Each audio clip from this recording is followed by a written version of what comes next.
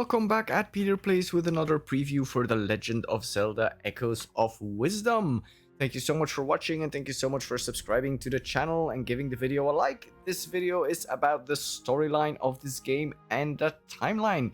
So, we've known this sequence. Link is battling some sort of enemy here, which is the first question that I have on the storyline. Who is the enemy here? Is it again some sort of reincarnation of Ganon? Or is it another enemy altogether? Remember, we are in Hyrule, so maybe there are some recurring elements of the story that come back. As I mentioned before, I have questions on the sword that Link had and the bow. The bow looked like a construct bow. The sword did not look like the Master Sword.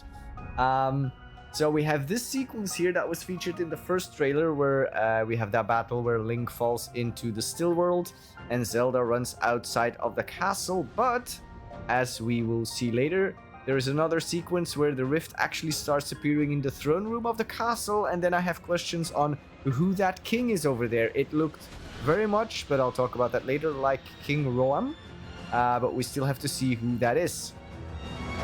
Because then it calls into question the timeline of when this actually takes place in Hyrule. Because if it is King Roam, then it has to be before Breath of the Wild.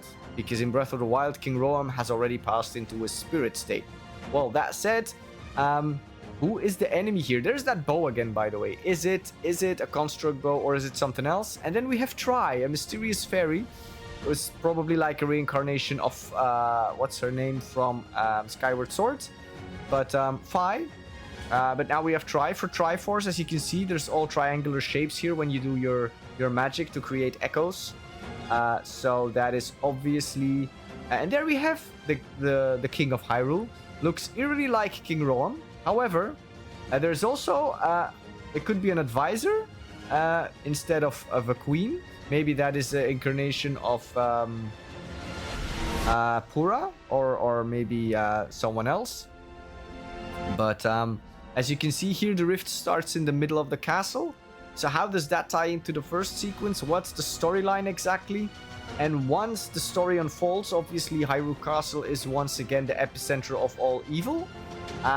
Do you get free reign in tackling it in each and every order you want? Or is there a certain sequence? And when exactly in the game do you get the option to go into the still world? Does it happen immediately? Or do you have to wait? And once again, I'd like to point out on the left, you have a Lionel there. How awesome will it be to have a Lionel Echo fighting by your side, right? So I hope that is possible. So we have the still world that was introduced to us. Is that going to be available straight away? And also, how will it work? Will it be like in other Zelda games where you can gain access to small parts of every level? And this is also interesting. The rifts make the still world change every single time. Now look at this sword. That's another sword you get, which is literally called a mysterious sword. It's not the sword that Link had. It looks differently. Is this then the Master Sword? When in the story do you get the Master Sword? In Skyward Sword, you got it way at the beginning, but it was not at its full power yet. Will there be a Master Sword here, and when will you get it?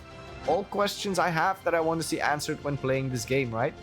That said, though, as mentioned, you have a still world, you have an overworld, and the overworld consists of multiple areas. This was also a sequence featured at the end of one of the trailers. Will that be your final boss fight? Will you have to free Link from the rift spell? Or how does it work, right? So talking about Hyrule, again, will we be able to go through all of Hyrule at once? Or will we have to do stuff like in Breath of the Wild, like in Tears of the Kingdom, where we have to go to Skyview Towers, or what was it called in Breath of the Wild again? Sheikah Towers, so we can get to see what the map looks like. There is a Jabul Waters area, Elden Volcano area, and there was a Gerudo area that I didn't cover yet. Will we be able to access them all from the start, or are they blocked? It's all interesting stuff to find out, and obviously there's also a Faron Wetlands, and somewhere there has to be a Korok Forest. It has to be because we saw a Deku tree. Bringing it back to the main enemy. This purple gloom looks eerily similar to Ganon, but is it Ganon or is it not? Also, when going to areas like Gerudo and Elden, who will be the protagonists there? The lady we saw in Gerudo didn't look like Richu also actually could have been Urbosa.